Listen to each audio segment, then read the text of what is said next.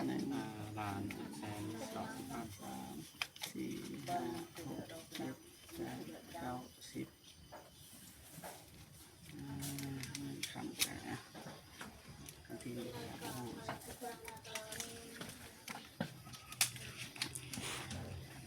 เตียงเปลือกเบี้ยอีกเปลือก แต่ว่าตอนนี้อายเพิ่นบ่มาคาจะหน่อยละมาอีกจะหน่อยเด้อโอเคมีแต่ว่าขอบใจหลายๆเด้ออายเด้อเด้อขอบใจหลายๆโอเคขอบใจมาขอบบุญขอบคุณเด้อทางผู้ใหญ่ใจบุญทางไทยแม่เกลว่าลินขอให้แม่สุขภาพแข็งแรงจะเจ็บจะจนในร่ำในรวยแห้งปัง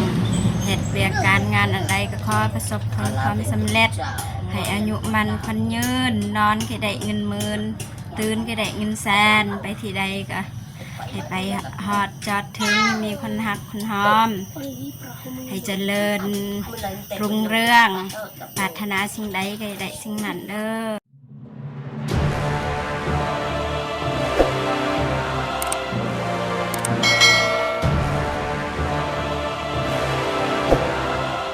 กราบทักทายสบายดีและสวัสดีพ่อแม่พี่น้องเบิร์ดสุขุสุขคนเนาะทางในลาวและก็ต่างประเทศเนาะยินดีต้อนรับเข้าสู่ซองเบาเจ็บคือเก่าพี่น้องเนาะ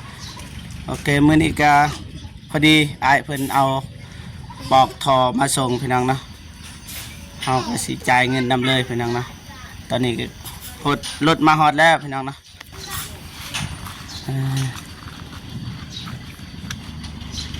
นี่กำลังถอยมาพี่น้องเนาะใส่เกียร์ถอยรถใหญ่พี่น้องยาก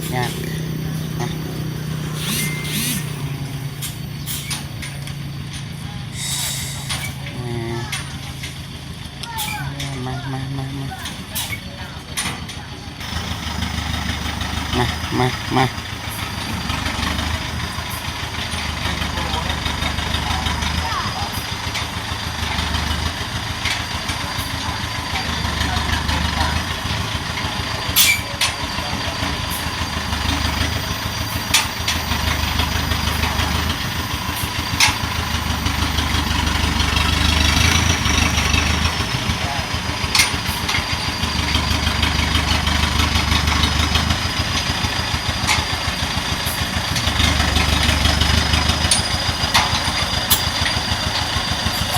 พอแล้วน่าจะได้แล้ว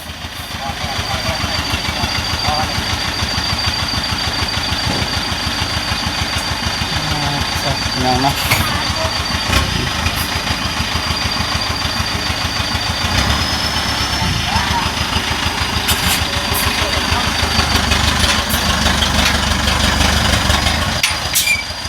ถอยไปถอยมาจะเป็นยังนะสบายดีเด้อน้องเดิมเด้อสบายดีเด้อไอ้เจ็บสบายดีพ่อแม่พี่น้องผู้ใหญ่ใจบุญทานสบายดีFC ทั้งไทยทั้งลาวต่างประเทศในบ้านสบายดีเด้อทุกคนเด้อสบายดีมาอีกแล้วกลับไปกลับมาพี่น้องที่บ้านสิได้ยังไม่ทันได้เสียพี่น้องมา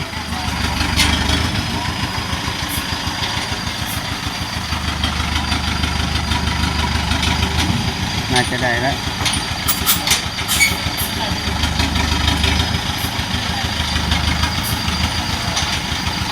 น่าจะได้แล้วสบายดีเด้อไอเด้อสบายดีเด้อได้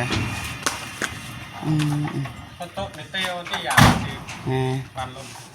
สบายดีเด้อไอเด้อสบายดีกองดิสบายดีได้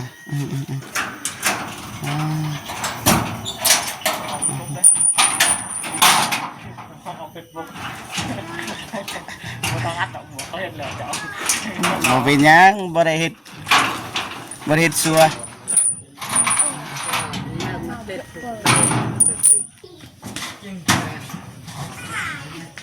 มันก็ว่าเป็นดอกกระปังเนี่ยทะลุดอกนั่นหน่อยเราเป็นนั่น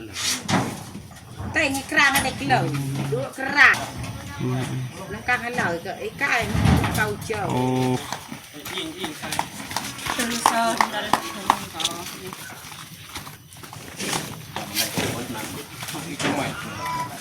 ของใหม่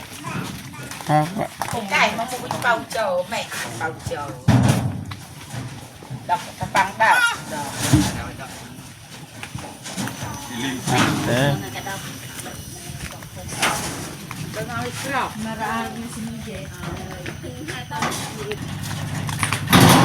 อืม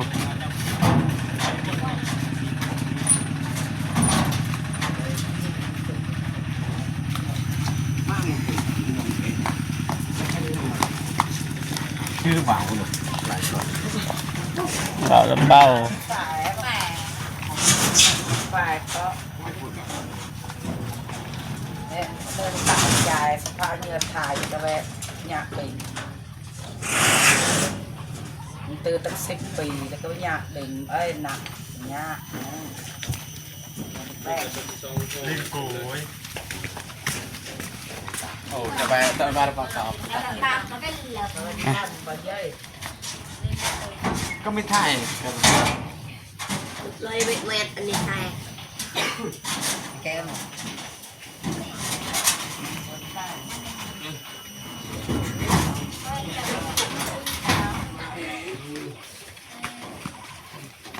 เว้ยเฮ้ยเนี่ย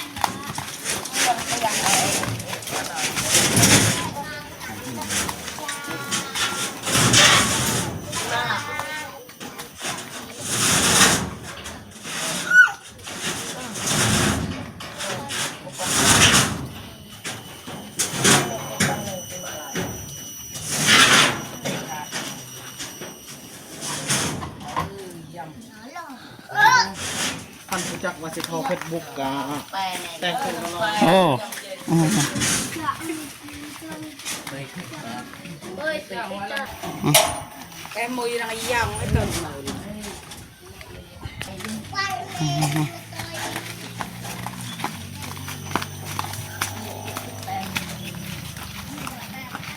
สู้เด้อ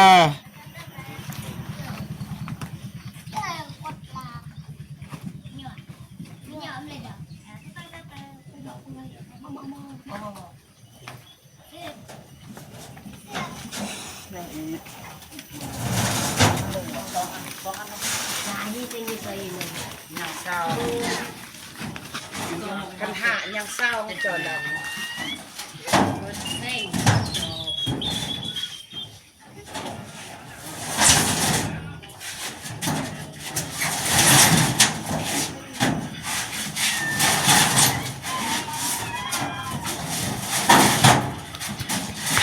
ส่งหนัก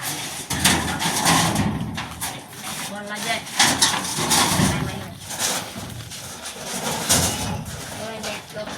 ดีใจเปล่า ดีใจ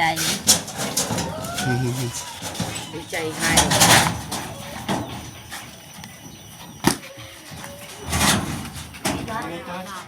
จอยแมง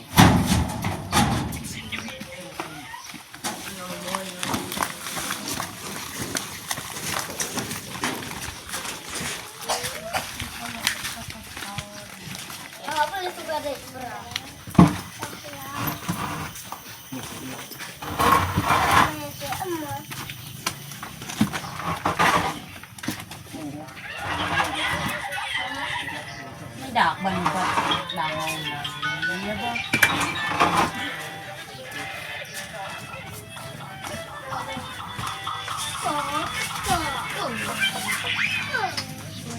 อ่ะอันสุดท้ายพี่น้อง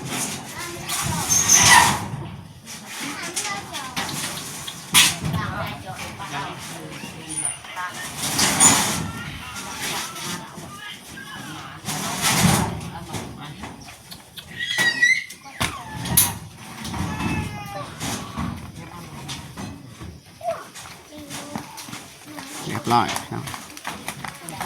สุดท้าย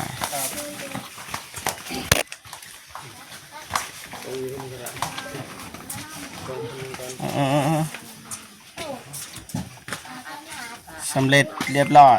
โอ้แบบนี้นี่เอง เติมพลังโป๊ะ นี่โอเคพี่น้อง ถ้ามีดอายเพิ่นขายปอกหนึ่งก็350,000แต่ว่าเราก็ลุดให้340,000พอดีเจอเบาเตียงอีกลุดให้อีกเพราะว่าอายเพิ่นฮู้ได้ว่าเฮาไปช่วยเหลือคือกันพี่น้อง FC เพิ่นคือกัน แม่นก็เลยลุดแล้วลุดอีกพี่น้องเนาะแต่ว่าเบาเจ็บไปสิจ่ายเงินให้เลยพี่น้องเด้ออาสาเนี่ยนั่งก็ได้เชิญ10 ดาวได้ แต่ ค ค รั รั บบ นี่บ่กล้านั่งเลยลุกขึ้น แน่แน่ วันเป็นน้ำมาเบิ่งนี่ติ รีวิวผ่านให้เลย ฝากแล้วเด้อ ฝากอ่านอยู่ เท่าไรก็อ่ะ ล้านแสนต่อสิบห้า 4 5 6 7 8 9 10คำกันนะที่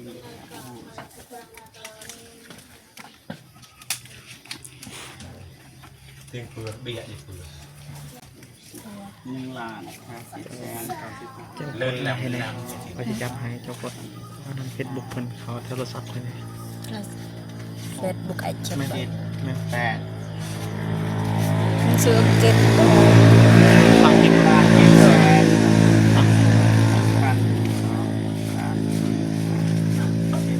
โอเคหายเลยน้องพร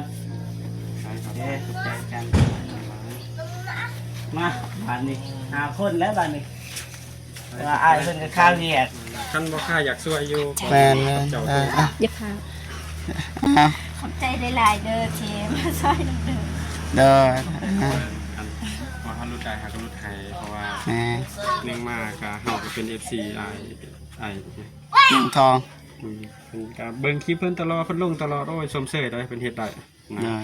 มาหอดบ้านฮอดเมืองเฮาตะกี้เพิ่นอัดคลิปสลายอยู่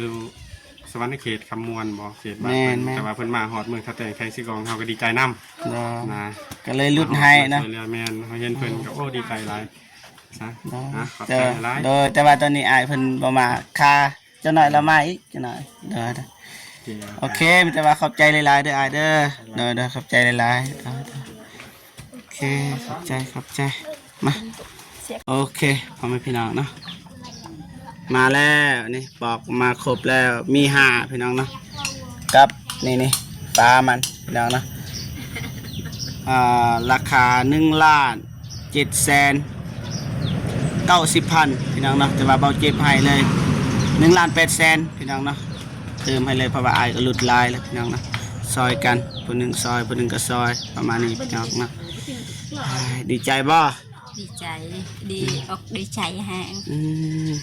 เจ้าหน่อยกับบางทีสีใสพี่น้องเนาะแต่ว่าไอคนรอเพิ่นขุด2 เม็ดแต่ว่า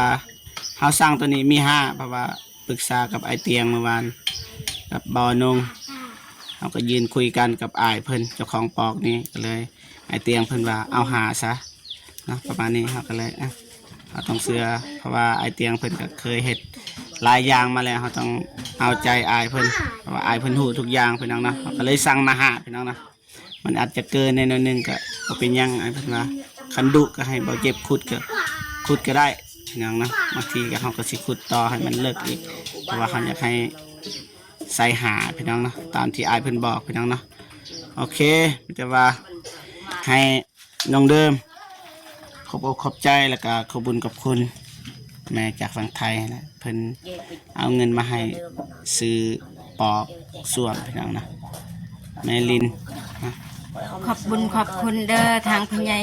ใจบุญทางไทยแม่เกลว่าลินขอให้แม่สุขภาพแข็งแรง แม่ลินก็ได้นะ จะเจ็บจะจนในร่ำในรวยแห้งปังเหตุเบียกการงานอะไรก็ขอประสบผลความสำเร็จให้อายุมันคนยืนนอนก็ได้เงินหมื่นตื่นก็ได้เงินแสนไปที่ใดก็ให้ไปฮอดจอดถึงมีคนหักคนหอม ให้เจริญรุ่งเรืองปรารถนาสิ่งใดก็ได้สิ่งนั้นเด้อสาธุ นะโอเคพอพี่น้องนะโอเค มีแต่ว่าเบาเจ็บก็สิจบคลิปก่อนแล้วก็เฮ็ดภารกิจต่อพี่น้องเนาะจังไดก็ขอบุญขอบคุณแม่เกวลินและว่าแม่ลินนะที่ไว้วางใจเบาเจ็บเป็นสะพานบุญในครั้งนี้นะจังไดก็ขอให้แม่จงมีแต่ความสุขสุขภาพแข็งแรงประสบผลสำเร็จในหน้าที่การงานไปที่ใดก็ขอให้ปลอดภัยขออายุมันคนยืนอย่าเจ็บอย่าจนและก็ให้ร่ำรวยยิ่งขึ้นไปเด้อแม่เด้อนะสาธุเอาคลิปนี้เบาเจ็บก็สิจบคลิปอยู่บนนี้เลยพอๆกันคลิปหน้าสำหรับคลิปนี้ขอกล่าวคำว่าสบายดีเด้อพ่อแม่พี่น้องนะโอเคบายบายพี่น้องนะ